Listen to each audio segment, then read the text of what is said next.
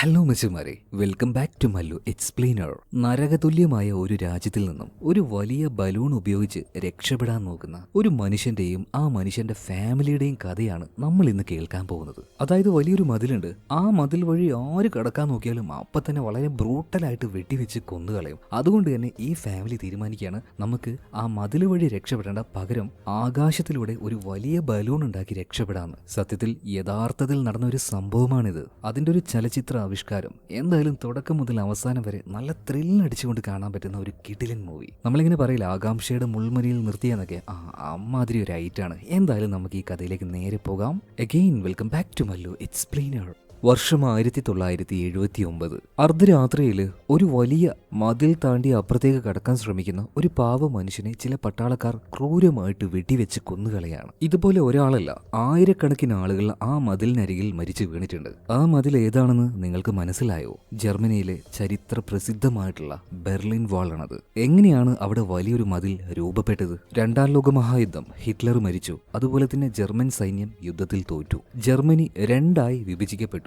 ഈ മതിലിലൂടെ കിഴക്ക് ഭാഗം നോക്കിയിരുന്നത് റഷ്യൻ കമ്മ്യൂണിസ്റ്റ് ഭരണകൂടമാണ്. അവിടെ ഭയങ്കരമായ കടുത്ത നിയന്ത്രണങ്ങളാണ്. ആളുകൾക്ക് ജീവിക്കാൻ ഭയങ്കര ബുദ്ധിമുട്ടാണ്. എന്നാൽ പടിഞ്ഞാറ് ഭാഗം കൺട്രോൾ ചെയ്തത് അമേരിക്കയും ബ്രിട്ടനും ഫ്രാൻസും ചേർന്നൊരു സഖ്യകക്ഷികളായിരുന്നു. അവിടെ ജീവിക്കാൻ വലിയ ബുദ്ധിമുട്ടൊന്നുമില്ല. സാമ്പത്തികമായിട്ട് നല്ല വളർച്ചയും കാര്യങ്ങളുള്ള ഒരു ഏരിയ ആണത്. അതുകൊണ്ട് തന്നെ റഷ്യയുടെ കീഴിലുള്ള ഈ കമ്മ്യൂണിസ്റ്റ് ഭരണം ഉണ്ടല്ലോ, അത് കിഴക്ക് ഭാഗത്താണ്. അപ്പൊ അവിടെ നിന്നും ഈ ബെർലിൻ മതിൽ താണ്ടി പടിഞ്ഞാറോട്ട് വരാൻ ഒരുപാട് പേര് ശ്രമിക്കുന്നുണ്ട്. നല്ലൊരു ഫ്യൂച്ചറിന് വേണ്ടി, നല്ല രീതിയിൽ ജീവിക്കാൻ വേണ്ടി. അപ്പൊ അതിനുവേണ്ടി ശ്രമിക്കുന്നവരെയാണ് ഈ മതിലിനരികിൽ വെച്ച് പട്ടാളക്കാർ അതിക്രൂരമായിട്ട് വെടിവെച്ച് കൊന്നുകളയുന്നത്. ഇതിനുശേഷം കാണിക്കുന്നത് ഒരു കോളേജിലാണ്. ഇന്നൊരു കോൺവെക്കേഷൻ ഡേ ആണ്. അവസാന ബാച്ചിലെ വിദ്യാർത്ഥികൾ ഇന്ന് പഠനം കഴിഞ്ഞ് പുറത്തു പോവാണ്. അപ്പൊ അവരുടെ പേരൻസ് എല്ലാം ഇവിടെ വന്നിട്ടുണ്ട്. അപ്പൊ ആ കൂട്ടത്തിലുള്ള പീറ്ററിനെയും അദ്ദേഹത്തിന്റെ ഫാമിലിയും കാണിക്കുകയാണ്. എന്നാൽ നല്ലൊരു ദിവസമായിട്ടും ഇന്ന് പീറ്ററിന്റെ മുഖത്ത് ഒട്ടും സന്തോഷമില്ല. അദ്ദേഹത്തിന്റെ മുഖത്ത് ചെറിയ എന്തോ ഒരു പേടിയുണ്ട്. അങ്ങനെ ഫംഗ്ഷൻ എല്ലാം കഴിഞ്ഞു. എല്ലാവരും പുറത്തേക്ക് വരികയാണ്. പീറ്റർ ഇപ്പോൾ അവന്റെ കാറിൽ വീട്ടിലേക്ക് പോകാൻ നിൽക്കുമ്പോൾ അവന്റെ അയൽവാസിയായിട്ടുള്ള എറിക്ക് അങ്ങോട്ടേക്ക് വരുന്നുണ്ട്.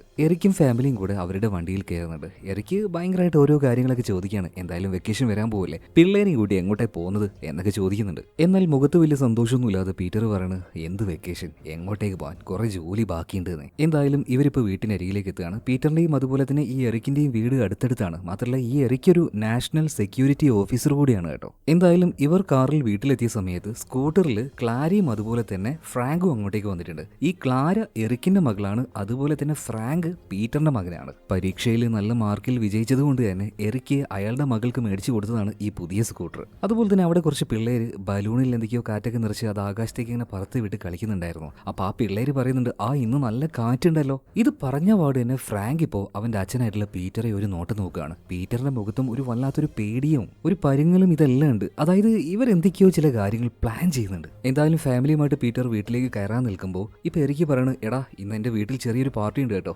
എന്തായാലും വരണം. ഇപ്പൊ പീറ്റർ പറയണ, എറിക്ക ഇന്ന് പറ്റില്ലടാ, എന്റെ അച്ഛനും അമ്മയ്ക്കും തീരെ വയ്യ, ഒന്ന് അവരെ കാണാൻ എനിക്ക് അതുവരെ ഒന്ന് പോകണം. എന്നാ ഓക്കെ പീറ്ററെ, നമുക്ക് പിന്നെ ഒരു ദിവസം കാണാമെന്ന് പറഞ്ഞിട്ട് എറിക്കും മകളെയും കൂട്ടി വീട്ടിലേക്ക് പോവാണ്. ഇതേ സമയം തന്നെ പീറ്റർ ഭാര്യയും മക്കളെയും വീട്ടിലാക്കിയതിനു ശേഷം പീറ്റർ നേരെ പോകുന്നത് അവന്റെ സുഹൃത്തായിട്ടുള്ള ഗണ്ടലിനെ കാണാൻ വേണ്ടിയിട്ടാണ്. അതായത് ഈ ഗണ്ടലും പീറ്ററും കൂടെ ഒരു പ്ലാൻ ഉണ്ടാക്കിയിട്ടുണ്ട് ബെർലിൻ മതിൽ താണ്ടി അപ്പുറത്തേക്ക് പോകാനായിട്ട്. അതായത് കിഴക്ക് നിന്നും പടിഞ്ഞാറോട്ട് പോകാനായിട്ട്, നല്ലൊരു ജീവിതത്തിന് വേണ്ടിയിട്ട്. എന്നാൽ ഇവർ പോകുന്നത് കരയിലൂടെയല്ല, പകരം ആകാശത്തിലൂടെയാണ്. നമ്മൾ ഈ ടൂറിസ്റ്റ് സ്പോട്ടിലൊക്കെ ബലൂണുകൾ കണ്ടിട്ടില്ലേ, അതുപോലൊരു ബലൂൺ ഉണ്ടാക്കി രക്ഷപ്പെടാനായിരുന്നു ഇവരുടെ പദ്ധതി. അതുപോലെ തന്നെ ഗണ്ടലിന്റെ അടുത്തേക്ക് ഇപ്പൊ പീറ്റർ വന്നിരിക്കുന്ന തന്നെ ഈ കാര്യം പറയാനാണ്. ഇന്ന് നല്ല കാറ്റുണ്ട്, ഇന്ന് രാത്രി തന്നെ നമുക്ക് എന്തായാലും പോകണം എന്ന് പറയണം. എന്നാൽ ഗണ്ടൽ പറയുന്നത്, എടാ നമ്മൾ എല്ലാവരും കൂടെ 8 പേരുണ്ടാവും, 8 പേർക്ക് അതിൽ കയറി പറക്കാൻ പറ്റുമോ?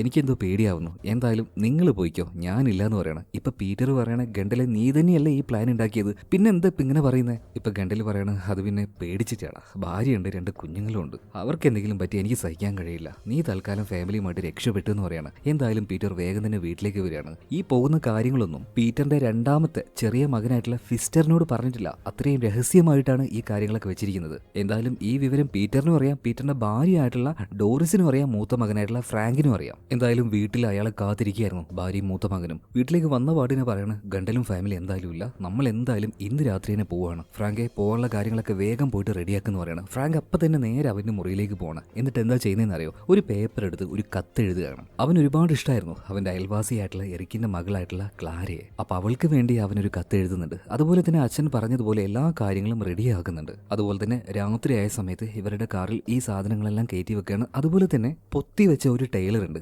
അതും ഇവരുടെ കാറിൽ കണക്ട് ചെയ്യാണ്. ഇനി ഈ സാധനം വലിച്ചുകൊണ്ട് വേണം കാർ കൊണ്ട് പോകാനായിട്ട്. പിന്നീട് അവസാനമായിട്ട് ഇവർ ഒരുപാട് കാലം ജീവിച്ച ആ ഒരു വീടിനെ നോക്കിയിട്ട് ആ രാത്രിയിൽ ആരോടും പറയാതെ ഇവർ പുറപ്പെടാൻ നിൽക്കുകയാണ്. എന്നാൽ നമ്മുടെ ഡോറിസിന് എന്തോ സ്വന്തം വീട് വിട്ട് വരാൻ തോന്നുന്നില്ല. ഒരു ജീവിതകാലം മുഴുവൻ അധ്വാനിച്ചുണ്ടാക്കിയ വീടാണ്. എന്തായാലും നല്ലൊരു ഭാവിക്ക് വേണ്ടി ഇത് ഉപേക്ഷിക്കല്ലാതെ വേറൊരു വഴിയില്ല. അങ്ങനെ പീറ്റർ അവന്റെ ഫാമിലിയുമായിട്ട് ഇവിടുന്ന് പോകുന്നുണ്ട്. അർദ്ധരാത്രിയാണ്, ആരും ഒന്നും അറിയുന്നില്ല.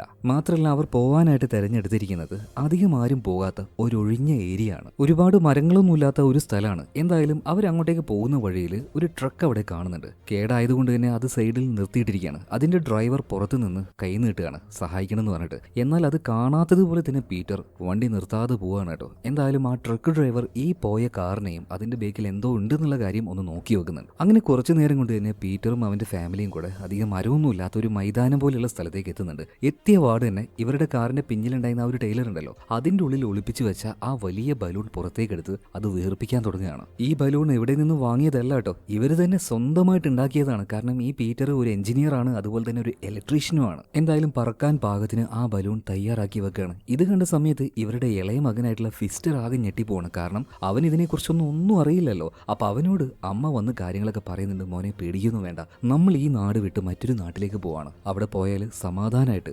സ്വൈര്യമായിട്ട് നമുക്ക് ജീവിക്കാം. പേടിയുണ്ടായിരുന്ന മകനോട് കാര്യങ്ങളൊക്കെ പറഞ്ഞ് മനസ്സിലാക്കി അവസാനം ഇവര് 4 പേരും ആ ബലൂണിന്റെ അടിഭാഗത്തുള്ള ആ സ്ഥലത്ത് കയറിയിരിക്കുകയാണ്. അങ്ങനെ കയറുകളെല്ലാം മുറിച്ച് കളഞ്ഞ് പതിയെ പതിയെ ഇവർ മുകളിലേക്ക് പൊന്താൻ തുടങ്ങുകയാണ്. ചെറിയൊരു സിലിണ്ടറും അതുപോലെ അതിൽ നിന്ന് വരുന്ന ഗ്യാസിനെ കത്താൻ ഉപയോഗിക്കുന്ന ചെറിയൊരു ഭാഗക്കായിട്ട് പീറ്റർ തന്നെ തട്ടിക്കൂട്ടി ഉണ്ടാക്കിയതാണ്, ഞാൻ നേരത്തെ പറഞ്ഞല്ലോ. എന്തായാലും പതിയെ പതിയെ ബലൂൺ മുകളിലേക്ക് പോകുന്നുണ്ട്. സത്യം പറഞ്ഞാൽ പീറ്ററിനും മകനായിട്ടുള്ള ഫ്രാങ്കിനും നല്ല പേടിയുണ്ട്. ഈ ബലൂൺ മുകളിലേക്ക് പോകുന്ന സമയത്ത് നല്ലൊരു വെളിച്ചം ഉണ്ടാവും. ഈ വെളിച്ചം താഴെ നിന്ന് ആരെങ്കിലും കണ്ടാലേ വെടിവെച്ചിടാൻ നല്ല സാധ്യതയുണ്ട്. അതുകൊണ്ട് തന്നെ പരമാവധി വേഗത്തിൽ മേഘങ്ങൾക്കിടയിലേക്ക് എത്രയും പെട്ടെന്ന് കയറണം. അങ്ങനെയാണെങ്കിൽ താഴെയുള്ളവർക്ക് ഈ ബലൂൺ പറക്കുന്നത് അങ്ങനെ കാണാൻ കഴിയില്ല. അങ്ങനെ അധികം വൈകാതെ ഇവർ പ്ലാൻ ചെയ്തതുപോലെ തന്നെ അത്യാവശ്യം ഉയരത്തിലേക്ക് ഏകദേശം 1000ഓളം അടി മുകളിലേക്ക് എത്തിയിട്ടുണ്ട്. എന്നാൽ അത്രയും മുകളിലേക്ക് എത്തിയ സമയത്ത് മുകളിൽ അവർ പ്രതീക്ഷിക്കാത്തതിനേക്കാൾ കൂടുതൽ തണുപ്പുണ്ടായിരുന്നു. ഇവർ നോക്കുമ്പോൾ ഈ ബലൂൺ ഉണ്ടാക്കിയ ഈ ടാർപോളിൻ ഉണ്ടല്ലോ, ഇതിന്റെ അരികിലൂടെ നല്ല തണുത്ത വെള്ളം താഴേക്ക് അങ്ങനെ ഉറ്റുന്നുണ്ട്. സോ ഇത് കണ്ടപാട് തന്നെ ഫ്രാങ്കിന് അപകടം മനസ്സിലായി. നല്ല തണുത്ത ക്ലൈമറ്റ് ആണ്. അതുപോലെ തന്നെ ടാർപ്പായ്ക്ക് അത്യാവശ്യം വെയിറ്റും ഉണ്ട്.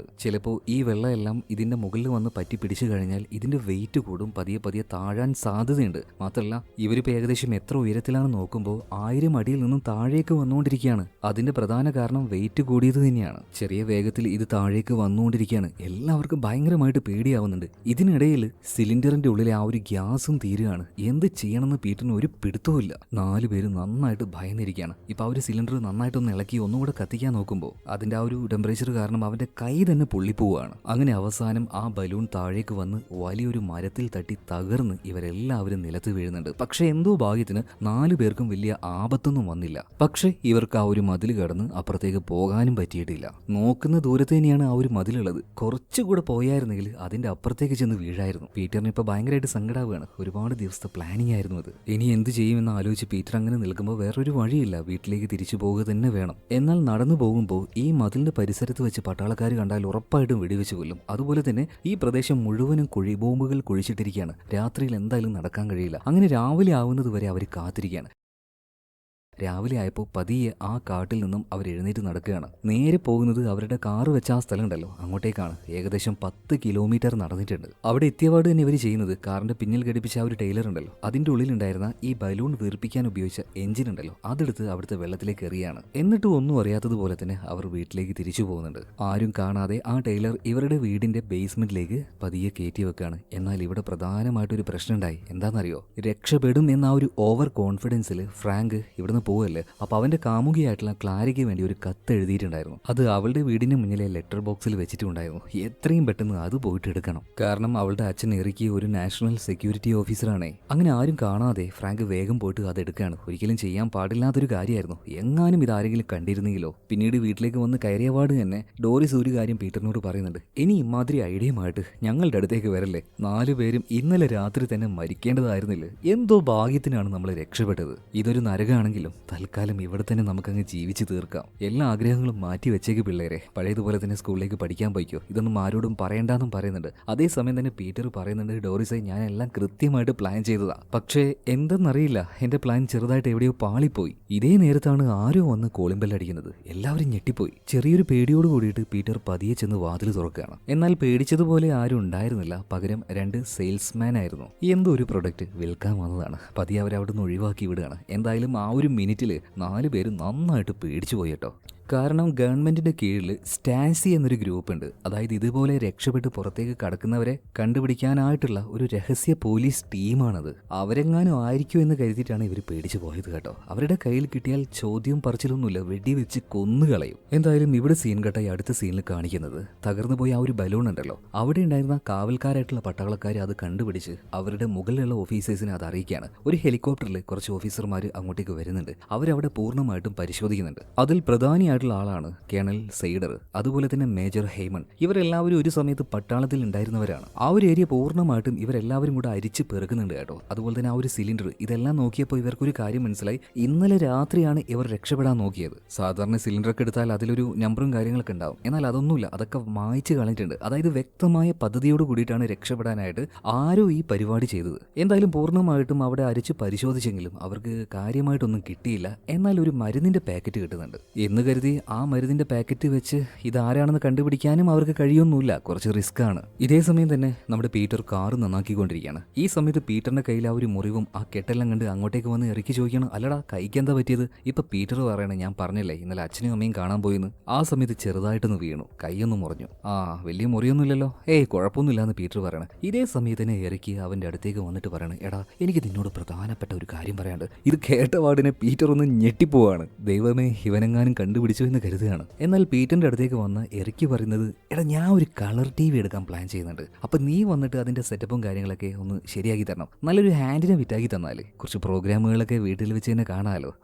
ഇപ്പോഴാണ് പീറ്ററിന് സമാധാനമായത്. ഇപ്പൊ എറിക്കിനോട് പറയണം, എടാ അതൊക്കെ നമുക്ക് ശരിയാക്കാം, സിമ്പിൾ മാറ്റർ അല്ലേ. അങ്ങനെ കുറച്ച് സമയം കഴിഞ്ഞു. പീറ്റർ ഫാമിലിയുടെ കൂടെ ഇരുന്ന് ഭക്ഷണം കഴിക്കുകയാണ്. ആ സമയത്ത് മൂത്ത മകൻ ഫ്രാങ്ക് ചോദിക്കുകയാണ്, അല്ല അച്ഛാ, ഇവിടെ അമേരിക്കൻ എംബസി ഇല്ലേ, നമുക്ക് അവരോട് ചെന്ന് സഹായം ചോദിച്ചാലോ, അവർ വഴി നമുക്ക് അപ്പുറത്തേക്ക് കടക്കാൻ പറ്റിയാലോ. ഈ സമയത്ത് പീറ്റർ പറയണം, മോനെ അങ്ങോട്ടേക്ക് പോവുക എന്ന് പറയുന്നത് തന്നെ കുറച്ച് ടഫായിട്ടുള്ള പരിപാടിയാണ്, റിസ്ക് ആണ്. ഒറ്റയടിക്ക് അങ്ങനെ ചെയ്യാൻ പറ്റുന്ന ഒരു പരിപാടിയൊന്നുമല്ല. എന്തായാലും ഭക്ഷണം എല്ലാം കഴിച്ചു കഴിഞ്ഞപ്പോൾ ഇപ്പൊ ഡോറിസ് നേരെ ഇളയ മകനായിട്ടുള്ള ഫിസ്റ്ററിന്റെ അടുത്തേക്ക് ചെല്ലുകയാണ്. അവൻ വല്ലാതെ ഭയന്നിരിക്കുകയാണ്. ഇപ്പൊ ഡോറിസ് അവനെ ഒന്ന് സമാധാനിപ്പിക്കുന്നുണ്ട്. മോൻ പേടിക്കൊന്നും വേണ്ട കേട്ടോ, നമുക്കൊന്നും സംഭവിക്കില്ലാന്നേ. പിന്നീട് മരുന്ന് കഴിക്കാൻ വേണ്ടി ഷെൽഫ് തുറന്ന ഡോറിസ് ആകെ ഞെട്ടിപ്പോവാണ്. കയ്യിലുണ്ടായിരുന്ന ഗ്ലാസ് വരെ നിലത്ത് വീണ് പൊട്ടിപ്പോകുന്നുണ്ട് കേട്ടോ. അപ്പൊ ശബ്ദം കേട്ട് പീറ്റർ അങ്ങോട്ടേക്ക് വന്നിട്ട് എന്താ കാര്യം ചോദിക്കുമ്പോൾ പേടിച്ച് വിറച്ചുകൊണ്ട് ഡോറിസ് പറയാണ്, ഇന്നലെ രാത്രി ആ ഒരു മരുന്ന് അവിടുന്ന് എടുക്കാൻ ഞാൻ മറന്നുപോയി എന്ന് പറയാണ്. പീറ്ററും ഇപ്പൊ ആകെ ടെൻഷനിലാണ്. കാരണം ആ ഒരു മരുന്നും അതിൽ ആ ഒരു പ്രിസ്ക്രിപ്ഷനും ഇതെല്ലാം വെച്ച് തേടി പിടിച്ച് വരാൻ അധിക സമയമൊന്നും വേണ്ടി വരില്ല. എന്തായാലും ഇവിടെ സീൻ കെട്ടായി അടുത്ത സീനിൽ കാണിക്കുന്നത് കേണൽ സെയ്ഡിലിനെയാണ്. അപ്പൊ അവിടെ കാവലിലുണ്ടായിരുന്ന 2 പട്ടാളക്കാരോട് ചില കാര്യങ്ങളൊക്കെ ചോദിക്കുകയാണ്.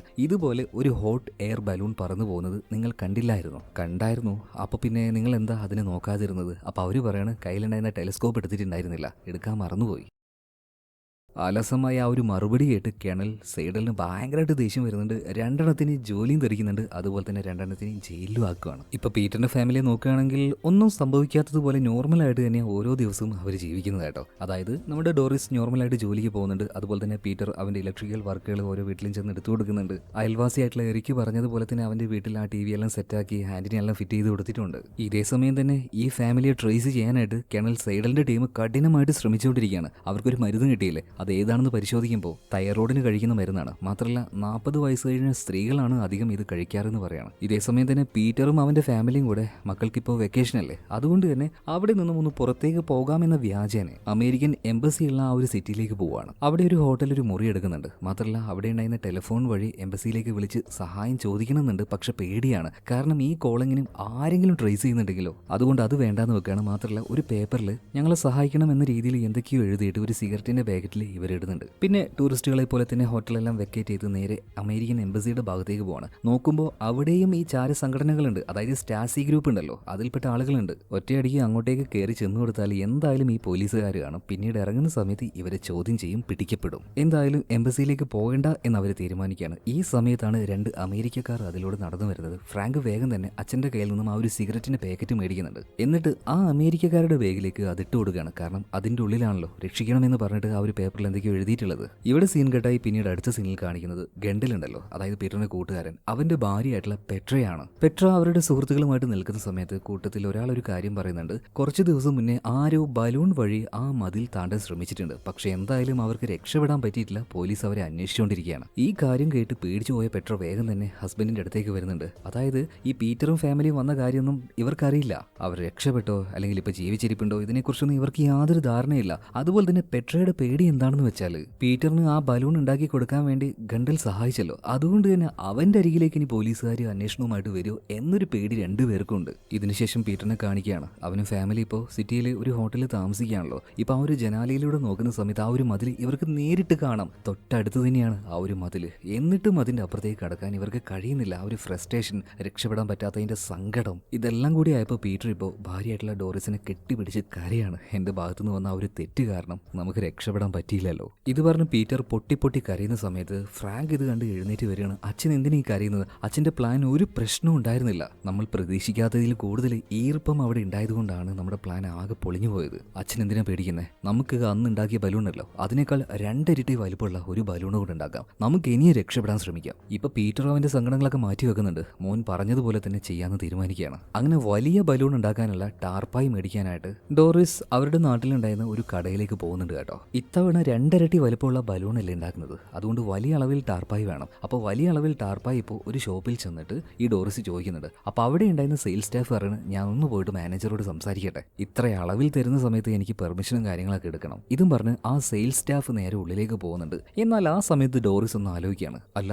ഞാൻ ചോദിച്ച ആ ഒരു ടാർപ്പായ ഇപ്പോൾ ഇവിടെ തന്നെ ഉണ്ടല്ലോ, എടുത്തു തന്നാ പോരെ? ഇത് ചോദിക്കാൻ എന്തിനാണ് മാനേജറുടെ അടുത്തേക്ക് ചെല്ലുന്നത്? അപ്പൊ തന്നെ ഡോറിസിന് കാര്യം മനസ്സിലായി. മാനേജറുടെ അടുത്തേക്ക് പോയതല്ല, പോലീസിനെ വിളിക്കാൻ പോയതാണെന്ന്. ഡോറിസ് വേഗം തന്നെ കാറിൽ വന്ന് കയറുകയാണ്. എന്നിട്ട് പീറ്ററിനോട് പെട്ടെന്ന് തന്നെ കാർ എടുക്കാൻ പറയുന്നുണ്ട്. എന്താ പ്രശ്നം എന്നൊക്കെ പീറ്റർ ചോദിക്കുമ്പോൾ, എടാ പണി പാളി, നമ്മൾ വലിയ അളവിൽ ടാർപ്പായി ചോദിച്ചതുകൊണ്ട് തന്നെ അവർക്ക് സംശയം തോന്നി. മിക്കവാറും അവരിപ്പോൾ പോലീസിനെ വിളിച്ചിട്ടുണ്ടാവും. എന്തായാലും ഡോറിസിന്റെ സംശയം അത് സത്യമായിരുന്നു. കേണൽ സേഡലിന്റെ ഓഫീസിലേക്ക് ഒരു കോള് വന്നിട്ടുണ്ട്. ഒരു ലേഡി വന്നിട്ട് വലിയ അളവിൽ ഏകദേശം 400 സ്ക്വയർ മീറ്റർ പ്ലാസ്റ്റിക് ചോദിച്ചിട്ടുണ്ട് എന്ന് പറയണം. വേഗം തന്നെ സേഡലിന്റെ ടീം അങ്ങോട്ടേക്ക് വരുന്നുണ്ട്. ആ ഒരു ഏരിയ മുഴുവനായിട്ടും അവർ പരിശോധിക്കാൻ തുടങ്ങുന്നുണ്ട്. എന്തായാലും അന്ന് രാത്രിയായി. പീറ്റർ അവന്റെ സുഹൃത്തായിട്ടുള്ള ഗണ്ടലുണ്ടല്ലോ, അവനെ കാണാൻ വേണ്ടി വീട്ടിലേക്ക് ചെല്ലുന്നുണ്ട്. അപ്പൊ വാതിൽ വന്ന് തുറക്കുന്നത് ഗണ്ടലിന്റെ ഭാര്യയായിട്ടുള്ള പെട്രയാണ് കേട്ടോ. എന്നാൽ പെട്ര ഇപ്പൊ പീറ്ററിനെ കണ്ടപാടിനെ ഭയങ്കരമായിട്ട് ഞെട്ടിയ രീതിയിൽ സന്തോഷിക്കുകയാണ്. കാരണം ഗണ്ടലും അതുപോലെ തന്നെ പെട്രയും വിചാരിച്ചത് പീറ്ററും ഫാമിലിയും മരിച്ചു എന്നാണ്. പക്ഷെ ജീവനോടെ പീറ്ററിനെ ഇപ്പൊ കണ്ടപ്പോൾ രണ്ടുപേർക്ക് സന്തോഷമായി. എന്തായാലും ഇപ്പോൾ ഗണ്ടൽ പീറ്ററിനോട് സംസാരിക്കുകയാണ്. ഞാൻ പറഞ്ഞല്ലേ ഈ പ്ലാൻ വർക്കൗട്ട് ആവില്ല എന്ന്. എന്നാൽ പീറ്റർ പറയുന്നത്, ഗണ്ടലെ, നമ്മൾ അന്ന് ഉണ്ടാക്കിയ ബലൂൺ ഉണ്ടല്ലോ, അതിന്റെ ഡബിൾ സൈസിൽ നമുക്ക് ഒന്നുകൂടെ ഉണ്ടാക്കാം, ഒന്നുകൂടെ നമുക്ക് രക്ഷപ്പെടാൻ ശ്രമിക്കാം. ഇത്തവണ നമുക്ക് എല്ലാവർക്കും ഒരുമിച്ച് പോകാമെന്ന് പറയാണ്. എന്നാൽ അത് ഹെവി റിസ്ക് ആണ്, ഇനി ഇതിന് നിൽക്കണ്ട എന്നൊക്കെയാണ് ഗണ്ടൽ പറയുന്നത്. മാത്രമല്ല അവൻ മിലിറ്ററിയിലാണ് ജോലി ചെയ്യുന്നത്. ഇപ്പൊ ലീവിലാണെങ്കിലും ലീവെല്ലാം കഴിയാനായി. എത്രയും പെട്ടെന്ന് തന്നെ ആർമിയിലേക്ക് തിരിച്ചു പോകണം, സമയമില്ല എനിക്ക്. എന്നാൽ കുറച്ചു നേരം ആലോചിച്ച ഗണ്ടൽ പറയാണ്, പെട്ര, ഒരു കാര്യം ചെയ്യും, ഇവരുടെ കൂടെ നീ രക്ഷപ്പെട്, കുഞ്ഞുങ്ങളെയും കൂട്ടിക്കോ. ഭാര്യയും മക്കളും ഞാൻ അറിയാതെയാണ് രക്ഷപ്പെട്ടതെന്ന് അന്വേഷണത്തിന് പോലീസുകാർ ഇങ്ങോട്ടേക്ക് വന്നാൽ ഞാൻ പറഞ്ഞോളാം, നിങ്ങളെങ്കിലും പോയിട്ട് നന്നായിട്ട് ജീവിക്കുന്നു പറയണം. എന്നാൽ ഇത് കേട്ട പെട്ര ഞെട്ടിപ്പോവാണ്. നിങ്ങളില്ലാതെ ഞാൻ പോവാനാ, അതൊന്നും നടക്കില്ല എന്ന് പറയാണ്. എന്നാൽ ഗണ്ടൽ പറയാണ്, നിങ്ങൾ ഇങ്ങോട്ട് വാ, എന്റെ കയ്യിലൊരു പ്ലാൻ ഉണ്ട്. ഇപ്പൊ പീറ്ററിനെയും പെട്രയും കൂട്ടിക്കൊണ്ടുപോയിട്ട് അത് കാണിച്ചു കൊടുക്കുന്നുണ്ട്. ആദ്യമായിട്ട് ഗണ്ടൽ ഉണ്ടാക്കിയത് ഒരു ചെറിയ ഫ്ലൈറ്റ് ഉണ്ടാക്കി അതുവഴി രക്ഷപ്പെടാനായിരുന്നു. പക്ഷെ അങ്ങനൊന്നും ഉണ്ടാക്കാൻ പറ്റുമെങ്കിലും അത് പറന്നുയരണമെങ്കിൽ ഒരു റൺവേ വേണ്ടേ? അതൊരിക്കലും പോസിബിൾ അല്ല. അതുകൊണ്ട് തന്നെ നല്ലൊരു ഹോട്ട് എയർ ബലൂൺ അതുണ്ടാക്കലേ രക്ഷയുള്ളൂ. അപ്പോൾ അന്നത്തതുപോലെ ചെറിയ ബലൂണല്ല, വലിയ ബലൂണാണ് ഉണ്ടാക്കേണ്ടത്. അപ്പോൾ അതിനുവേണ്ടി ഏകദേശം 4700 സ്ക്വയർ മീറ്റർ ഹോട്ട് എയർ വേണം. അതുപോലെ തന്നെ അതിനനുസരിച്ച് ഗ്യാസ് വേണം. 1300ഓളം സ്ക്വയർ മീറ്റർ തുണിയും വേണം. അതുപോലെ തന്നെ അന്ന് ഉപയോഗിച്ചതുപോലെ ടാർപോളിനല്ല ഇത്തവണ ഉപയോഗിക്കാൻ പോകുന്നത്. കൊടയെല്ലാം ഉണ്ടാക്കാൻ ഉപയോഗിക്കുന്ന ആ ഒരു നേരിയ തുണിയുണ്ടല്ലോ, നമ്മൾ ഇത്തവണ അതാണ് ഉപയോഗിക്കുന്നത്. എന്തായാലും ഇവരെല്ലാവരും കൂടി നല്ലൊരു അടിപൊളി പ്ലാൻ ഉണ്ടാക്കുന്നുണ്ട്. മാത്രമല്ല അധികം വൈകാതെ ഗണ്ടലിന്റെ വീട്ടിലെ മെഷീൻ ഉപയോഗിച്ച് ആ വലിയ ഹോട്ട് എയർ ബലൂൺ അതുണ്ടാക്കിക്കൊണ്ടിരിക്കുകയാണ്. മാത്രമല്ല ഇതിനാവശ്യമായിട്ടുള്ള തുണി ഇപ്പൊ ഡോറിസും അതുപോലെ തന്നെ ഗണ്ടലിന്റെ ഭാര്യയായിട്ടുള്ള പെട്രയും കൂടെ പല കടയിലും പോയിട്ട് വളരെ ചെറിയ അളവിൽ മേടിച്ചു കൂട്ടുകയാണ്. കാരണം ഒറ്റയടിക്ക് വലിയ അളവിൽ മേടിച്ചു കഴിഞ്ഞാൽ സംശയം വരുവേ. അങ്ങനെ ഓരോരുത്തരും അവരുടെ ജോലി നന്നായിട്ട് തന്നെ അതിവേഗത്തിൽ ചെയ്തുകൊണ്ടിരിക്കുകയാണ്. ഇപ്പൊ പീറ്ററും മകനായിട്ടുള്ള ഫ്രാങ്കും കൂടെ ബേസ്മെന്റിൽ വെച്ചിട്ട് ഈ ബലൂണിന്റെ അടിഭാഗത്ത് വെക്കാനുള്ള ഒരു ബേസ് ഉണ്ടല്ലോ, അത് ഇവർ രണ്ടുപേരും ചേർന്ന് വെൽഡ് ചെയ്ത് ഉണ്ടാക്കുന്നുണ്ട്. അതുപോലെ ഗണ്ടലിൽ നോക്കുകയാണെങ്കിൽ ഒട്ടും വിശ്രമിക്കാതെ ഇവർ മേടിക്കുന്ന ചെറിയ ചെറിയ തുണികൾ അത് കൂട്ടി യോജിപ്പിച്ച് ബലൂൺ തയ്ച്ചുകൊണ്ടിരിക്കുകയാണ്. അതുപോലെ തന്നെ തുണി ആവശ്യമായിട്ട് വരുമ്പോൾ ഡോറിസും പെട്രയും ഇതുപോലെ കാറിൽ ഇറങ്ങും. എന്നിട്ട് ഈ ചെറിയ അളവിൽ ഓരോ കടയിലും പോയിട്ട് അവർ മേടിച്ച് കൂട്ടും കേട്ടോ. അങ്ങനെ എല്ലാവരും കണ്ടിന്യൂസ് ആയിട്ട് വർക്ക് ചെയ്തുകൊണ്ടിരിക്കുകയാണ്. അധിക ദിവസമില്ല, 6-7 ദിവസം മാത്രമേ ഉള്ളൂ. അങ്ങനെ എല്ലാവരും നല്ല തിരക്കിലാണല്ലോ. കൂട്ടത്തിൽ നമ്മുടെ ഫ്രാങ്കും നല്ല തിരക്കിലാണ്. ഈ സമയത്താണ് ഫ്രാങ്കിന്റെ അടുത്തേക്ക് ഇപ്പൊ ക്ലാര വരുന്നത്. അല്ല ഫ്രാങ്കെ, നിന്നെ ഈയിടെയായിട്ട് കാണാനേ ഇല്ലല്ലോ, ഭയങ്കര തിരക്കാണല്ലോ, എന്താ പറ്റിയത്? വാ നമുക്ക് എവിടെയെങ്കിലും ഒരു ഔട്ടിങ്ങിന് പോകാന്ന് പറഞ്ഞിട്ട് അവനിപ്പോ നിർബന്ധിച്ച് വിളിക്കുകയാണ്. അവൾ അങ്ങനെ നിർബന്ധിച്ചുകൊണ്ട് തന്നെ ഫ്രാങ്കും ഇപ്പൊ അവളുടെ കൂടെ പോവാണ്. എന്നാൽ അപ്പം തന്നെ അങ്ങോട്ടേക്ക് വന്ന പീറ്റർ പറയാണ്, ഫ്രാങ്ക് നീ എങ്ങോട്ടാ പോകുന്നത്? കുറെ ജോലിയുണ്ട് ഇവിടെ.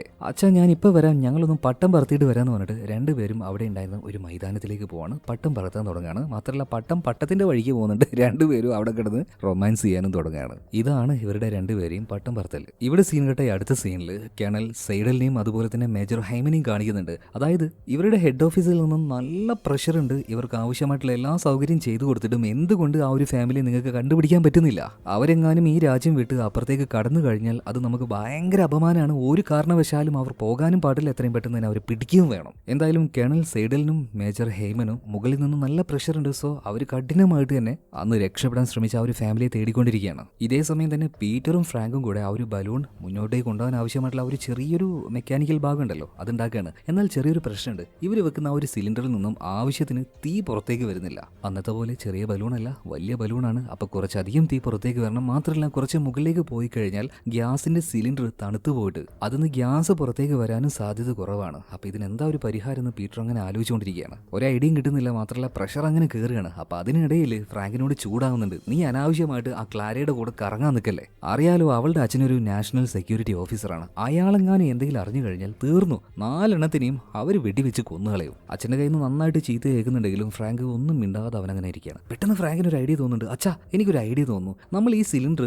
കുത്തനെ വെക്കുന്നതിന് പകരം തല തിരിച്ചു വെച്ചാലോ? ഒന്ന് ട്രൈ ചെയ്ത് നോക്കിയാലോ എന്നൊക്കെ അവൻ ചോദിക്കുന്നുണ്ട്. പീറ്ററിന് ആദ്യമൊന്നും വലിയ താല്പര്യം ഉണ്ടായിരുന്നില്ല. എന്നാൽ അവൻ പറഞ്ഞതുപോലെ വെച്ച് നോക്കുമ്പോൾ അവർക്ക് ആവശ്യമായിട്ടുള്ള ഫയറും കിട്ടുന്നുണ്ട്. മാത്രമല്ല ഇതിന്റെ ആ ഒരു ചൂട് കൊണ്ട് സിലിണ്ടർ തണുക്കാൻ സാധ്യത വളരെ കുറവാണ്. എന്തായാലും വലിയൊരു പ്രോബ്ലത്തിന് ഇപ്പൊ സൊല്യൂഷൻ ആയിട്ടുണ്ട്. എന്നാൽ അടുത്ത പ്രശ്നം വരികയാണ്. അതായത് പീറ്റർ വീട്ടിലുണ്ടായിരുന്ന സമയത്ത് അങ്ങോട്ടേക്ക് ഗണ്ടലുണ്ടല്ലോ, അവൻ തയ്ച്ചുകൊണ്ടിരിക്കുന്ന ആ ബലൂണിന്റെ തുണികളുമായിട്ട് ഇങ്ങോട്ടേക്ക് വരികയാണ്. പ്രശ്നം എന്താന്ന് വെച്ചാൽ അവൻ അവിടെ വെച്ച് 24 മണിക്കൂറും ഇതിങ്ങനെ തയ്ക്കുന്ന കണ്ട് അയൽവാസികൾ ചോദിക്കാൻ തുടങ്ങി എന്താണ് ചെയ്യുന്നതെന്നൊക്കെ. ആരെങ്കിലും കയറി വന്ന് ഇത് കാണുന്നതിന് മുന്നേ തന്നെ ഗണ്ടൽ എന്താക്കി അതെല്ലാം എടുത്ത് നേരെ പീറ്ററിന്റെ വീട്ടിലേക്ക് വന്നിരിക്കുകയാണ്. പീറ്റർ കാര്യവും പറയുന്നുണ്ട്. എന്നാൽ ഈ സമയത്ത് ഡോറിസ് പറയുന്ന കാര്യം എന്താ വെച്ചാൽ, നീ എന്താ ഈ ചെയ്തിരിക്കുന്നത്? തൊട്ടപ്പുറത്തെ വീട്ടില് ഒരു നാഷണൽ സെക്യൂരിറ്റി ഓഫീസറാ ഉള്ളത്, ഇങ്ങോട്ടേക്ക് കൊണ്ടുവരണ്ടായിരുന്നു എന്ന് പറയാണ്. എന്നാൽ ഗണ്ടൽ പറയുന്നത് ഇതല്ലാതെ എനിക്ക് വേറൊരു മാർഗ്ഗമില്ല. ഇപ്പൊ പീറ്റർ പറയണം നമുക്കൊരു കാര്യം ചെയ്യാം, വീടിന്റെ ബേസ്മെന്റിൽ കൊണ്ടുപോയിട്ട് അവിടുന്ന് തയ്ക്കാന്ന് പറയാണ്. ഇതിനുശേഷം കാണിക്കുന്നത് ഒരു സ്കൂളിലാണ്. ആ സ്കൂളിലാണ് ഗണ്ടലിന്റെ ചെറിയ മോൻ പഠിക്കുന്നത് കേട്ടോ. അപ്പൊ അവിടുത്തെ ടീച്ചർ തമാശ രൂപേണ എല്ലാ കുട്ടികളോട് ചോദിക്കുന്നുണ്ട്,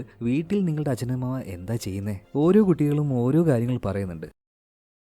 ഗണ്ടലിന്റെ മകനാണെങ്കിൽ എൻ്റെ അച്ഛൻ എപ്പോഴും തയ്ച്ചുകൊണ്ടിരിക്കുന്നു പറയാണ്. അത് കേട്ടപ്പോൾ തന്നെ ടീച്ചറിന് ഒരു സംശയം തോന്നിയിട്ട് എന്താണ് നിന്റെ അച്ഛൻ തയ്ക്കുന്നത് എന്ന് ചോദിക്കുന്നുണ്ട്. ആ സമയത്ത് ആ ഒരു കുട്ടി പറയാണ്, അത് പിന്നെ എൻ്റെ അച്ഛൻ ഒരു ടെന്റാണ് തയ്ക്കുന്നതെന്ന് പറയാണ്. എന്തോ ഭാഗ്യത്തിന് ആ ചെറിയ പയ്യൻ ബലൂൺ എന്ന് പറഞ്ഞിട്ടില്ല. ഇതേ സമയം തന്നെ പോലീസുകാർ നല്ല രീതിയിൽ അന്വേഷണവുമായിട്ട് മുന്നോട്ടേക്ക് പോകാൻ കേട്ടോ. അങ്ങനെ അവസാനം അവർ ആ ഒരു ട്രക്ക് ഡ്രൈവറെ കണ്ടുപിടിക്കുകയാണ്. ഏതാണ് ആ ഡ്രൈവർ എന്ന് മനസ്സിലായോ? ഇവര് രക്ഷപ്പെടാൻ നോക്കിയ ആ രാത്രി ഉണ്ടല്ലോ, അന്ന് ആ ഫോറസ്റ്റിലേക്ക് പോകുന്ന വഴിയിൽ ഒരു ട്രക്ക് ഡ്രൈവറെ ഇവർ കണ്ടായിരുന്നില്ലേ, അയാളെയാണ് ഇപ്പൊ കേണൽ സെയ്ഡൽ ചോദ്യം ചെയ്തുകൊണ്ടിരിക്കുന്നത്. ഇപ്പൊ ആ ഒരു ട്രക്ക് ഡ്രൈവർ ഒരു കാര്യം പറയുന്നുണ്ട്, നിങ്ങൾ പറഞ്ഞ ആ ഒരു ദിവസം രാത്രിയിൽ ഒരു നീല കാർ ഞാൻ കണ്ടായിരുന്നു. അതിൻ്റെ ഉള്ളിൽ ഒരു ഹസ്ബൻഡും വൈഫും 2 പിള്ളേരും ഉണ്ടായിരുന്നു, ആൺകുട്ടികളാണ്. മാത്രമല്ല അവരുടെ കാറിന്റെ പിന്നിൽ ഒരു ടൈലറും ഫിറ്റ് ആക്കിയിട്ടുണ്ടായിരുന്നു. സഹായത്തിനായിട്ട് ഞാൻ കൈ നീട്ടിയെങ്കിലും അവർ നിർത്താതെയാണ് പോയത്. അവരുടെ മുഖത്ത് നല്ല ടെൻഷനും ഉണ്ടായിരുന്നു. ഇത്രയും പെട്ടെന്ന് തന്നെ ആ ഒരു നീല കാർ ട്രേസ് ചെയ്യാൻ വേണ്ടിയിട്ട് സെയ്ഡൽ അയാളുടെ ആൾക്കാരോട് പറയാണ്. അതുപോലെ അവിടെ ഉണ്ടായിരുന്ന പല തുണിയുടെ ഷോപ്പുകളിലും ഹാർഡ്വെയർ ഷോപ്പുകളിലും കയറിയിട്ട് പോലീസുകാർ പല രീതിയിലും അന്വേഷണം നടത്തുന്നുണ്ട്. അങ്ങനെ അങ്ങനെ ഒരു കടയിൽ പോയി ചോദിച്ചപ്പോൾ കുറച്ച് പ്രായമായിട്ടുള്ള സ്ത്രീയാണ്. ആ സ്ത്രീ പറയാണ്, കുറച്ച് ദിവസം മുന്നേ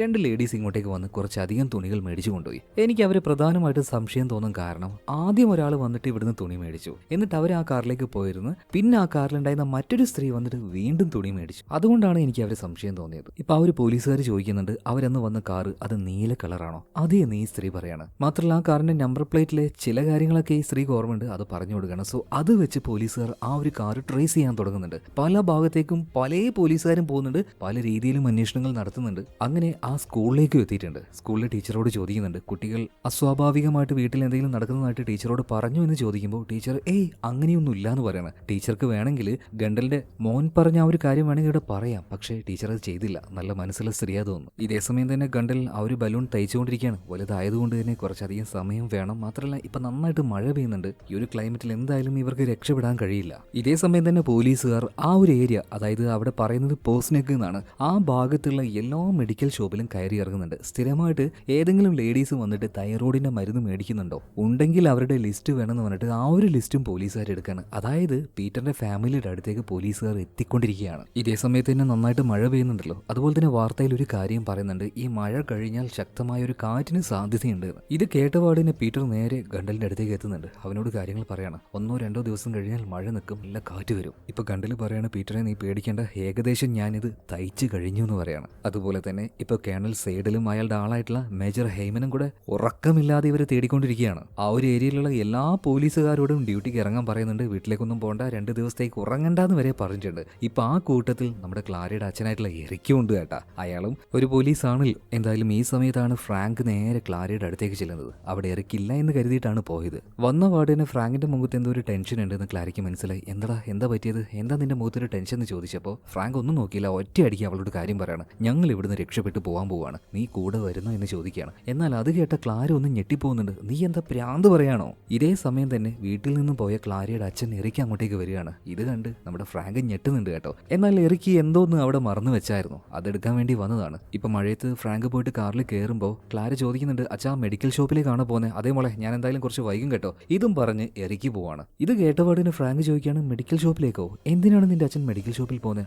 അത് പിന്നെ ഒരു ബലൂൺ ഉപയോഗിച്ച് രക്ഷപ്പെടാൻ നോക്കിയൊരു ഫാമിലി ഉണ്ട്. ആ ഫാമിലിയെ പോലീസുകാർ എല്ലാവരും ചേർന്ന് തപ്പിക്കൊണ്ടിരിക്കുകയാണ്. ഇത് കേട്ട സമയത്ത് ഫ്രാങ്കിന്റെ ഉള്ളൊന്ന് പെടക്കുകയാണ് കേട്ടോ. അവൻ പേടിച്ചുപോയി. വേഗം തന്നെ പീറ്ററിനോട് ചെന്ന് കാര്യങ്ങൾ പറയുന്നുണ്ട്. ഇപ്പൊ പീറ്റർ പറയുന്നത്, നമുക്കിനി സമയമില്ല, പോലീസുകാർ അധികം വൈകാതെ ഇവിടെ എത്തും, അതിനു മുന്നേ നമുക്ക് രക്ഷപ്പെടണം, പറ്റുവാണെങ്കിൽ ഇന്ന് രാത്രി തന്നെ. ഇപ്പൊ ഗണ്ടല് പറയുന്നത്, നീ പേടിക്കുന്നു വേണ്ട പീറ്റർ, ഏകദേശം ബലൂണിന്റെ പണി തീർന്നിട്ടുണ്ട്. എന്നാൽ മുകൾ ഭാഗത്ത് ചെറിയൊരു പീസ് മാത്രമുണ്ട്, നമുക്ക് തൽക്കാലം അവിടെ സ്റ്റാപ്ലെയർ അടിക്കാന്ന് പറയാം. സമയമില്ല, അങ്ങനെയെങ്കിൽ അങ്ങനെയെന്ന് പറഞ്ഞിട്ട് ഇവർ ബാക്കിയുള്ള കാര്യം റെഡിയാക്കുകയാണ്. ഇതേ സമയത്ത് തന്നെ പോലീസുകാർ ഓരോ വീട്ടിലും കയറി പരിശോധിക്കുന്നുണ്ട്. തയ്യൽ മെഷീനുള്ള വീടുകൾ, മെക്കാനിക്കായിട്ടുള്ള ആൾക്കാരുടെ വീടുകൾ. എന്നാൽ ഇവർക്ക് യാതൊരു തുമ്പും വാലും കിട്ടുന്നില്ല. ആകെ ഇവരാകെ മടുത്തു പോയിട്ടുണ്ട്. 2 ദിവസമായിട്ട് ഉറക്കവും ഇല്ല, മര്യാദക്ക് ഭക്ഷണവും ഇല്ല, റെസ്റ്റും ഇല്ല. പോലീസുകാർക്കൊക്കെ ആകെ പ്രാന്ത് പിടിക്കാൻ തുടങ്ങി. ഈ സമയത്താണ് ഈ തൈറോയിഡിനുള്ള മരുന്ന് മേടിച്ച സ്ത്രീകളുടെ ലിസ്റ്റ് വരുന്നത്. ആ ലിസ്റ്റിലുള്ള ഓരോ പേരും ഇപ്പൊ കേണൽ സൈഡിൽ വായിക്കാൻ തുടങ്ങുകയാണ്. അതിൽ നമ്മുടെ ഡോറിസിന്റെ പേരുണ്ടായിരുന്നു. എന്നാൽ അത് കേട്ടപാട് തന്നെ അവിടെ ഉണ്ടായിരുന്ന എറിക്ക് പറയണത്, ഡോറിസോ? ഡോറിസിനെ എനിക്കറിയാലോ, എന്റെ അയൽവാസിയാണ്. അപ്പൊ തന്നെ കേണൽ സൈഡിൽ വന്നിട്ട് ചോദിക്കുകയാണ്, അവരുടെ കയ്യിൽ ഒരു നീല കാറുണ്ടോ? ഒരു നീല കാർ അവരുടെ കയ്യിലുണ്ട്. അവളുടെ ഹസ്ബൻഡ് എന്താ ചെയ്യുന്നത്? അയാളൊരു മെക്കാനിക്കാണ്, കൂടെ തന്നെ ഇലക്ട്രിക്കൽ വർക്ക് കൊടുക്കും. എന്റെ പൊന്നു മോനെ, നിനക്ക് ഈ കാര്യം ഒന്ന് നേരത്തെ പറഞ്ഞുകൂടായിരുന്നോ? ഇവരെ തന്നെയാണോ നമ്മൾ തപ്പിക്കൊണ്ടിരിക്കുന്നത്? ഇത് കേട്ട എറിക്കും ആകെ ഞെട്ടിപ്പോവാണ്. അധികം വൈകാതെ പോലീസ് വണ്ടിയുടെ ഒരു പട തന്നെ പീറ്ററിന്റെ വീട്ടിലേക്ക് പോകുന്നുണ്ട് കേട്ടോ. വീട് മുഴുവനായിട്ട് ചുറ്റി വളയുന്നുണ്ട്. ഇവർ വേഗം ചെന്ന് വാതിൽ തുറക്കുകയാണ്. എന്നാൽ ഇവർ വിചാരിച്ചതുപോലെ അവിടെ പീറ്ററും ഉണ്ടായിരുന്നില്ല, പീറ്ററിന്റെ ഫാമിലി ഉണ്ടായിരുന്നില്ല. വീട് മുഴുവനായിട്ടും ഇവർ പരിശോധിക്കുകയാണ്. പിന്നീട് ബേസ്മെന്റിലേക്ക് വന്ന സമയത്ത് അവിടെ തയ്യൽ മെഷീനും ടൂളുകളും എല്ലാം കാണുകയാണ്. അതോടുകൂടിയിട്ട് 100% ഇവർ തന്നെയാണ് അന്ന് രക്ഷപ്പെടാൻ നോക്കിയ ആ ഒരു ഫാമിലി എന്ന് കേണൽ സൈഡലിന് മനസ്സിലായി. സൈഡൽ അപ്പം തന്നെ എറിക്കിനെ ഭയങ്കരമായിട്ട് ഷൗട്ട് ചെയ്യുന്നുണ്ട്. തൊട്ടടുത്ത് വെച്ച്, ഈ ഒരു ഫാമിലി ഇങ്ങനെ ചെയ്തിട്ടും നിനക്കൊന്നും കണ്ടുപിടിക്കാൻ പറ്റിയില്ലേ മൊണ്ണേ എന്ന് ചോദിക്കുന്നുണ്ട്. ഈ സമയത്ത് എറിക്ക് ക്ഷമ ചോദിക്കുകയാണ്, സാർ എനിക്ക് മനസ്സിലാക്കാൻ പറ്റിയില്ല. അതുപോലെ തന്നെ ഈ പീറ്ററിന് ഒരു ചങ്ങാതിയുണ്ട്, അവന്റെ പേര് ഗണ്ടൽ എന്നാണ്. അവന്റെ വീട് കുറച്ച് അപ്പുറത്താണ്, നമുക്ക് അങ്ങോട്ടേക്കും കൂടെ പോയി നോക്കാന്ന് പറയണം. ഇവര് നേരെ ഗണ്ടലിന്റെ വീട്ടിലേക്ക് ചെല്ലുന്നുണ്ട്. എന്നാൽ അവിടെ ഗണ്ടലും ഫാമിലി ഉണ്ടായിരുന്നില്ല. ഓൾറെഡി പീറ്ററും ഫാമിലിയും അതുപോലെ തന്നെ ഗണ്ടലിന്റെ ഭാര്യയും മക്കളെയും അവർ കാറിൽ കയറ്റി കൊണ്ടുപോയിട്ടുണ്ട്. കൂടെ തന്നെ കാറിന്റെ പിന്നിൽ ആ ഒരു ടൈലറും ഉണ്ട്. ഇവരാളൊഴിഞ്ഞ പോലീസുകാർ അധികം ഇല്ലാത്തൊരു വഴി നോക്കിയാട്ടോ പോകുന്നത്. പല ഭാഗത്തും ചെക്കിംഗ് ഉണ്ട്. എന്നാൽ അവിടെയൊന്നും തലവെച്ച് കൊടുക്കാതെ വളരെ ശ്രദ്ധയോടെയാണ് പീറ്റർ പോകുന്നത്. അതുപോലെ തന്നെ പീറ്ററിന്റെ മകനായിട്ടുള്ള ഫ്രാങ്കും ഗണ്ടലും കൂടെ ഒരു ബൈക്കിലാണ് പോകുന്നത്. പെട്ടെന്നാണ് അവർ പ്രതീക്ഷിക്കാതെ ഒരു ചെക്ക് പോസ്റ്റിലേക്ക് അവരെത്തി പോകുന്നത് കേട്ടോ. അപ്പോൾ അവിടെ ഉണ്ടായിരുന്ന പോലീസുകാരൻ അവരോട് നിൽക്കാൻ പറഞ്ഞ് ID കാർഡ് കാണിക്കാൻ പറയാണ്. ഗണ്ടലാകെ ഞെട്ടുന്നുണ്ട് കേട്ടോ. അവൻ പതിയെ പേഴ്സിൽ നിന്നും ID കാർഡ് എടുക്കാൻ നിൽക്കുന്ന സമയത്ത് വേറൊരു പോലീസുകാരൻ പറയണം, എടാ എന്തിനാണ് അവരെ ചെക്ക് ചെയ്യുന്നത്, നമ്മൾ നോക്കുന്നത് ഒരു നീല കാറാണ്, അവരെ വിട്ടേക്കെന്ന് പറയണം. അങ്ങനെ ഇവർ രണ്ടുപേരും വിട്ടയക്കുന്നുണ്ട്. ഭാഗ്യത്തിന് രക്ഷപ്പെട്ടു. അങ്ങനെ രണ്ടുപേരും കുറച്ച് മുന്നോട്ടേക്ക് പോയപ്പോൾ മഴയത്ത് ബൈക്ക് കേടാവുകയാണ്. ഒരു രക്ഷയില്ല, തള്ളു തന്നെ. രണ്ടുപേരും ഇറങ്ങി തള്ളാൻ തുടങ്ങി. ഇതേ സമയത്ത് തന്നെ പീറ്റർ കാറുമായിട്ട് അവർ പോകാൻ ഉദ്ദേശിച്ച ആ സ്ഥലത്തേക്ക് എത്തിയിട്ടുണ്ട്. മാത്രമല്ല ആ ബലൂൺ പുറത്തേക്കിട്ട് അത് വീർപ്പിക്കാൻ തുടങ്ങുകയാണ്. അറിയാലോ, ഇവർ അന്നുണ്ടാക്കിയതിനേക്കാൾ 2 ഇരട്ടിയോ അതിൽ കൂടുതലോ വലുപ്പം ഈ ഒരു ബലൂണിനുണ്ട്. ഇതേ സമയം തന്നെ കേണൽ സൈഡലിന് ഒരു കാര്യം മനസ്സിലായി, അവർ രക്ഷപ്പെട്ട് പോകാൻ നിൽക്കുകയാണ്. സോ വേഗം തന്നെ അയാളൊരു ടീം ഉണ്ടാക്കി വേഗം തന്നെ ഒരു ഹെലികോപ്റ്ററും തയ്യാറാക്കുകയാണ്. എത്രയും പെട്ടെന്ന് തന്നെ അവരെ തെരഞ്ഞ് കണ്ടുപിടിക്കണം. ഒരു കാരണവശാലും രക്ഷപ്പെടാൻ പാടില്ല. രക്ഷപ്പെട്ട് കഴിഞ്ഞാൽ ഇവർക്ക് ഭയങ്കര തലവേദനയായിരിക്കും,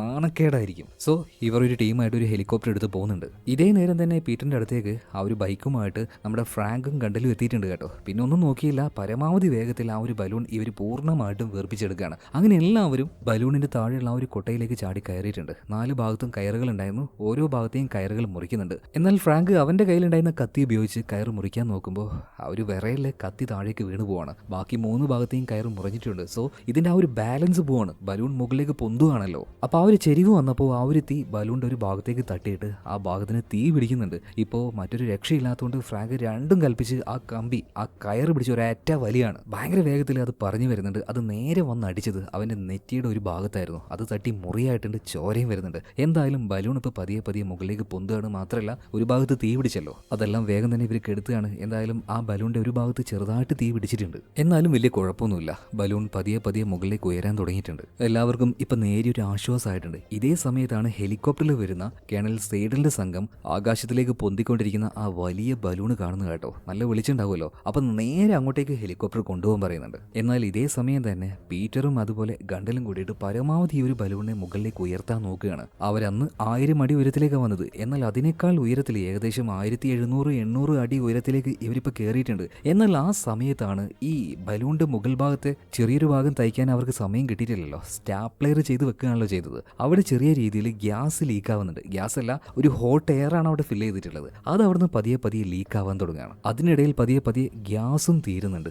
ആകെ പെട്ട അവസ്ഥയാവാണ്. അങ്ങനെ അവസാനം ആ ബലൂണിലേക്ക് ഹോട്ട് എയർ അടിച്ചുകൊണ്ടിരിക്കുന്ന ആ തീ ഉണ്ടല്ലോ, അത് അണഞ്ഞു പോവാണ്. ഇവരാകെ പേടിച്ചു പോയി. കുറച്ചു നേരം കൂടെ കിട്ടിയാൽ മാത്രമേ അപ്പുറത്തേക്ക് കടക്കാൻ കഴിയുള്ളൂ. ഇപ്പൊ പൂർണ്ണമായിട്ടും ബലൂണിന്റെ ഉള്ളിൽ ആ ഒരു തീ അണഞ്ഞു പോയല്ലോ. അതുകൊണ്ട് തന്നെ ഹെലികോപ്റ്ററിൽ വന്നുകൊണ്ടിരിക്കുന്ന കേണൽ സൈഡലിന്റെ ആൾക്കാർക്ക് ഇപ്പൊ ആ ഒരു ബലൂൺ എവിടെയാണെന്ന് മനസ്സിലാക്കാൻ കഴിയുന്നില്ല. അതുപോലെ തന്നെ അവർക്കൊരു കാര്യം മനസ്സിലായി, അതിലെ ഗ്യാസ് തീർന്നിട്ടുണ്ടാവും. മിക്കവാറും ബലൂൺ താഴെ എവിടെയെങ്കിലും വീണ് കിടക്കുന്നുണ്ടാവും. എത്രയും പെട്ടെന്ന് തന്നെ ഒരു സംഘം പട്ടാളക്കാരോട് അങ്ങോട്ടേക്ക് പോയിട്ട് അവിടെ എത്രയും വേഗം സെർച്ചിങ് ആരംഭിക്കാൻ പറയണം. പട്ടാളക്കാർ അങ്ങോട്ടേക്ക് ചെന്ന് പൂർണ്ണമായിട്ടും പരിശോധിച്ചുകൊണ്ടിരിക്കുകയാണ്. ഇതേ സമയത്ത് തന്നെ ഈ മുകളിലേക്ക്, വളരെ മുകളിലേക്ക് പോയ ബലൂൺ പതിയെ പതിയെ താഴേക്ക് വരുന്നുണ്ട്. മാത്രമല്ല അവിടെ വലിയൊരു പവർ സപ്ലൈയുടെ ഇലക്ട്രിക്കൽ കമ്പികൾ ഉണ്ടായിരുന്നു. അതിലെല്ലാം തട്ടി ഒരഞ്ഞുകൊണ്ട് അവസാനം ഈ ഒരു വലിയ ഹോട്ട് എയർ ബലൂൺ താഴേക്ക് വന്ന് വീഴുകയാണ്. ആ വീഴ്ചയിൽ നമ്മുടെ ഗണ്ടലിന് നല്ല പരിക്ക് പറ്റി. വേറെ ആർക്കും വലിയ പ്രശ്നമൊന്നുമില്ല, എല്ലാവരും രക്ഷപ്പെട്ടിട്ടുണ്ട്. എന്നാൽ ഇവിടുത്തെ പ്രധാന പ്രശ്നം എന്താണെന്ന് വെച്ചാൽ ഇവരെല്ലാവരെയും ഗവൺമെന്റിന് മനസ്സിലായല്ലോ, പോലീസുകാർക്ക് മനസ്സിലായല്ലോ. അതുകൊണ്ട് തന്നെ അന്നത്തതുപോലെ ഇനി രക്ഷപ്പെട്ട് വീട്ടിൽ പോയി ഇരിക്കാനൊന്നും പറ്റില്ല. സോ എല്ലാവരും മരണം ഉറപ്പിക്കുകയാണ്. പോലീസുകാർ ഇപ്പൊ വരും, വെടിവെച്ച് കൊല്ലും. അങ്ങനെ ഈ 8 പേരും മരണം മുന്നിൽ കണ്ട് അവിടെ നിൽക്കുന്ന സമയത്താണ് അതിലൂടെ ഒരു വണ്ടി വരുന്നത്. വേഗം തന്നെ അതിന്റെ അടുത്തേക്ക് ചെന്ന പീറ്ററും അതുപോലെ തന്നെ കുണ്ടലും ഇതേതാ സ്ഥലം എന്ന് ചോദിച്ച സമയത്ത് അയാൾ പറയുന്നുണ്ട് നൈല അങ്ങനെ എന്തോന്ന്. എന്നാൽ അത് കേട്ട സമയത്ത് പീറ്ററും കണ്ടലും ആകെ ഞെട്ടിപ്പോവാണ്. കാരണം അവര് വീണിരിക്കുന്നത് ആ മതിലുണ്ടല്ലോ അതിന്റെ അപ്രഭാഗത്താണ്, അതായത് പടിഞ്ഞാറൻ സൈഡിൽ. ഇവരെന്തിനാണോ ശ്രമിച്ചത് അതിവിടെ നടന്നിരിക്കുകയാണ്. സേഫ് ആയിട്ട് തന്നെ ഇവർക്ക് അപ്പുറത്തേക്ക് എത്താൻ പറ്റി. സന്തോഷം കൊണ്ട് എല്ലാവരും തുള്ളിച്ചാടുകയാണ്. സ്വസ്ഥമായിട്ട് സ്വൈര്യമായിട്ട് ഇനി ഒരു ഭാഗത്ത് ജീവിക്കാലോ. സന്തോഷം കൊണ്ട് ഗണ്ടലിപ്പ് അവന്റെ കയ്യിലുണ്ടായിരുന്ന ആ ഒരു ഫ്ലെയർ ഗണ്ണ് ആകാശത്തിലേക്ക് നോക്കി ഒരു പൊട്ടിക്കുകയാണ്. ഈ വെളിച്ചം ആര് കാണുന്നുണ്ട്? ബെർലിൻ മതിലിന്റെ അപ്പുറത്തുണ്ടായിരുന്ന കേണൽ സൈഡിൽ കാണുകയാണ്. അയാൾക്ക് അപ്പം തന്നെ മനസ്സിലായി അവർ രക്ഷപ്പെട്ട് അപ്പുറത്തേക്ക് എത്തിയിട്ടുണ്ട് എന്ന്. ഇനി ഇവർക്ക് ഇനിയൊന്നും ചെയ്യാനില്ല, തിരിച്ചു പോകുക തന്നെ. ആകെ നാണം കെട്ട് വഷളായിട്ടുണ്ട്. അതുപോലെ തന്നെ നോക്കുകയാണെങ്കിൽ ഇവർ രക്ഷപ്പെടാൻ കാരണം എന്താണെന്നറിയോ? അന്ന് ഇവർ ഏകദേശം 1000 അടിയേറ്റാ പറന്ന് പൊങ്ങിയത്. എന്നാൽ ഇത്തവണ ഏകദേശം അതിന്റെ ഒരു 2 ഇരട്ടി, അതായത് 1800 ലെവലിലേക്ക് വരെ ഇവർക്ക് പറന്ന് ഉയരാൻ കഴിഞ്ഞു. അതുകൊണ്ടാണ് ഗ്യാസ് തീർന്നിട്ടും താഴേക്ക് വന്ന് വീണിട്ടും ആ മതിലിന്റെ അപ്പുറത്തേക്ക് ഇവർക്ക് എത്താൻ കഴിഞ്ഞത്. എന്തായാലും ഭാഗ്യമുള്ളവരാ. പക്ഷെ ഇവിടെ ആകെ പെട്ടുപോയത് നമ്മുടെ ക്ലാരയുടെ അച്ഛനായിട്ടുള്ള എറിക്കാണ്. അതായത് എറിക്കിനും ഇതിൽ പങ്കുണ്ട് എന്ന് പറഞ്ഞിട്ട് അയാൾക്ക് നേരെ ഒരു അന്വേഷണം ഉണ്ടാവുന്നുണ്ട്. എന്തായാലും പീറ്ററിനും ഫാമിലിക്കും ഗണ്ടലിനും ഫാമിലിക്കും സേഫായിട്ട് തന്നെ അപ്പുറത്തേക്ക് എത്താൻ കഴിഞ്ഞ് കഴിഞ്ഞ് സ്വസ്ഥമായിട്ട് തന്നെ അവർക്ക് ജീവിക്കാനും കഴിഞ്ഞു. അങ്ങനെ ഇത് നടക്കുന്നത് 1979-ലാണ്. 10 വർഷം കഴിഞ്ഞു. 1989 ജർമ്മനിയുടെ ഈ ഒരു കിഴക്ക് ഭാഗത്ത് ഭയങ്കരമായിട്ട് ജനരോക്ഷം ഉണ്ടായിരിക്കുകയാണ് അവിടുത്തെ ഗവൺമെന്റിനെതിരെയായിട്ട്. അപ്പോൾ അതിൽ പിടിച്ചു നിൽക്കാൻ കഴിയാതെ ഈ സോവിയറ്റ് യൂണിയൻ കമ്മ്യൂണിസ്റ്റ് ഭരണത്തിന് അവിടുന്ന് പിൻവാങ്ങേണ്ടി വരികയാണ്. അതോടുകൂടി ആ ജർമ്മനിയെ രണ്ടായി മുറിച്ചിരുന്ന ബെർലിൻ മതിലുണ്ടല്ലോ അത് തകർത്തെറിയപ്പെടുകയാണ്. ഇനി പടിഞ്ഞാറൻ ജർമ്മനി, കിഴക്കൻ ജർമ്മനി അങ്ങനെയൊന്നുമില്ല, ഒരൊറ്റ രാജ്യം, അതും ഒരു ജനാധിപത്യ രാജ്യം. സ്വൈര്യമായിട്ട് എല്ലാവർക്കും ജീവിക്കാം. എന്തായാലും ഇവർക്ക് ഇവരുടെ നാട്ടിലേക്ക് തന്നെ വേണമെങ്കിൽ തിരിച്ചു പോകാൻ കേട്ടോ. ഇപ്പൊ ഗുണ്ടൽ അദ്ദേഹത്തിന്റെ അച്ഛനും അമ്മയും കാണാനായിട്ട് അങ്ങോട്ടേക്ക് പോകുന്നുണ്ട്. ഇത് കാണിച്ചുകൊണ്ട് സിനിമ ഇവിടെ തീരുകയാണ്. ഞാൻ പറഞ്ഞല്ലോ ഇത് വെറും ഒരു കഥയല്ല, യഥാർത്ഥത്തിൽ നടന്നത് തന്നെയാണ്. സോ അതുമായി ബന്ധപ്പെട്ട ശരിക്കും ഒറിജിനൽ ആയിട്ടുള്ള ചില ചിത്രങ്ങൾ ഞാനിവിടെ വെക്കാം. അന്ന് അവർ തയ്ക്കാൻ ഉപയോഗിച്ച ആ ഒരു മിഷീന്, തകർന്നു വീണ ആ വലിയ ബലൂണ്, അതുപോലെ തന്നെ പീറ്ററിന്റെയും ഗണ്ടലിന്റെയും ആ ഒരു ഫാമിലി, ഇതൊക്കെ ഒറിജിനലാണ്. എന്തായാലും ഈ ഒരു കഥ നിങ്ങൾക്ക് ഇഷ്ടമായിട്ടുണ്ടാകും എന്ന് ഞാൻ വിചാരിക്കുകയാണ്. അപ്പോൾ ഇതിനേക്കാൾ നല്ല മറ്റൊരു കഥയുമായിട്ട് നമുക്ക് വീണ്ടും കാണാം. Okay, by.